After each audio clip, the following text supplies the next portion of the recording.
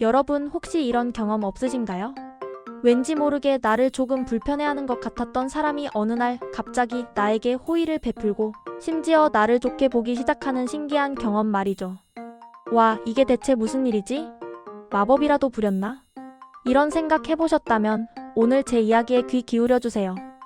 사실 그건 마법이 아니라 상대방이 나를 더 좋은 사람으로 착각하게 만드는 아주 기막힌 심리학적 기술, 바로 벤 프랭클린 효과 덕분일 수 있습니다. 오늘은 이 벤 프랭클린 효과가 대체 뭔지, 그리고 이걸로 어떻게 사람들의 마음을 훔칠 수 있는지 아주 재밌고 캐주얼하게 파헤쳐 볼 겁니다. 자, 그럼 준비되셨나요? 출발! 아니, 벤 프랭클린 효과?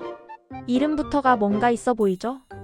미국의 건국의 아버지 중 한 명이자 발명가, 과학자, 정치인이었던 그 벤자민 프랭클린 맞습니다.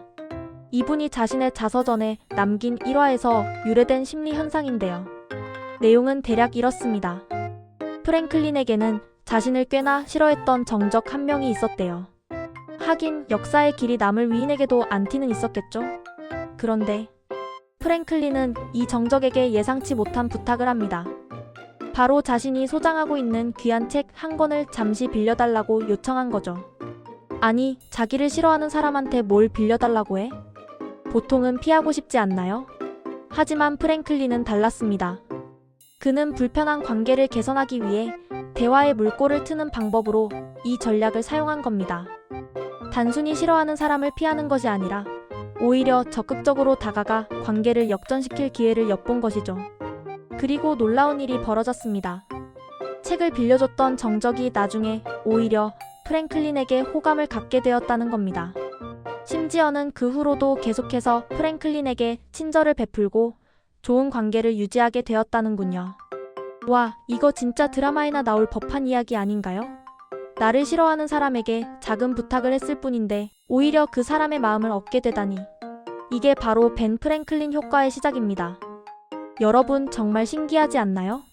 내가 누군가에게 도움을 요청하고 그 사람이 나를 도와줬을 뿐인데 그 결과로 나에게 더 호감을 느끼게 된다는 것이요. 쉽게 말해서 벤 프랭클린 효과는 내가 누군가에게 도움을 주면 그 사람에게 더 호감을 느끼게 된다는 심리 현상입니다. 응? 이게 무슨 뚱딴지 같은 소리냐고요? 보통은 내가 좋아하는 사람에게 도움을 주고 싶지, 싫어하는 사람에게는 도와주기 싫은 게 인지상정 아니던가요? 그런데 벤 프랭클린 효과는 그 반대라는 겁니다. 내가 불편해하거나 심지어 싫어하는 사람에게 도움을 주고 나면 어라? 이 사람 괜찮은데? 하고 태도가 바뀌게 된다는 거죠. 정말 신기하지 않나요?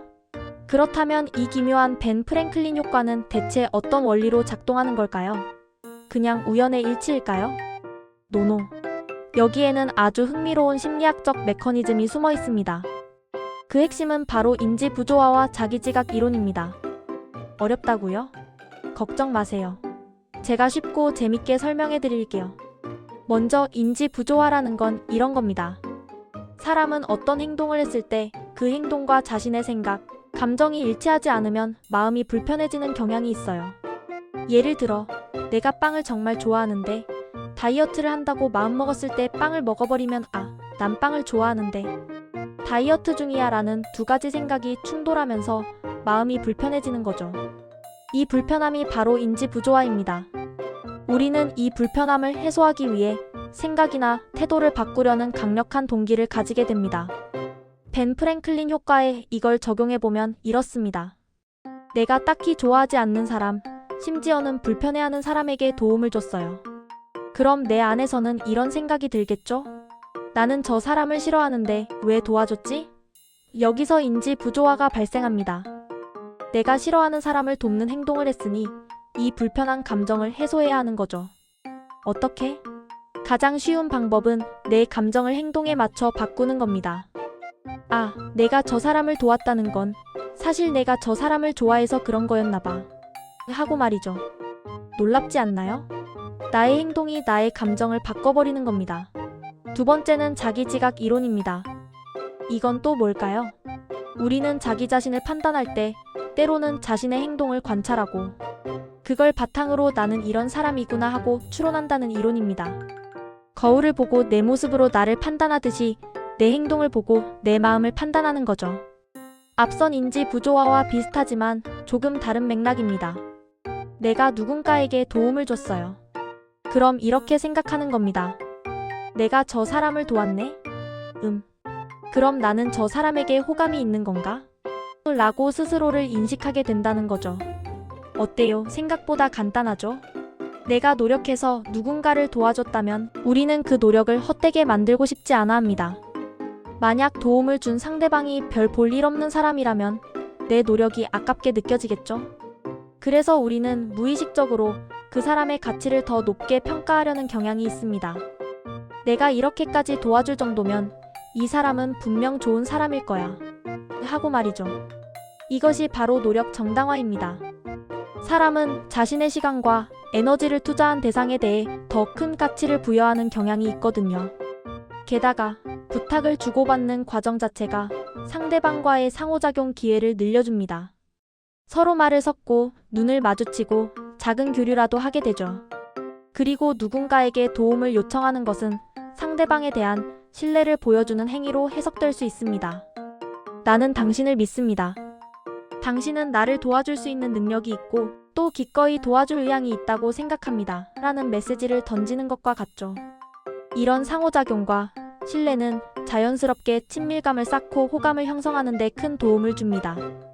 상대방에게 부탁을 한다는 것은 그 사람을 존중하고 의지한다는 의미로 받아들여질 수 있기 때문입니다. 이는 관계의 벽을 허물고 보다 인간적인 연결고리를 만들어내는데 아주 중요한 역할을 합니다.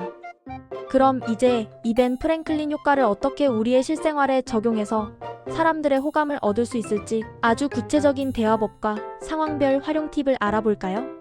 꿀팁 대방출 시간입니다. 직장에서 동료나 부하 직원과 더 좋은 관계를 만들고 싶으신가요? 단순히 업무 지시를 내리기보다는 작은 도움을 요청해보세요. 예를 들어, 김 대리님, 이 보고서 초안 좀 같이 봐주실 수 있을까요? 김 대리님 관점이 워낙 예리해서요.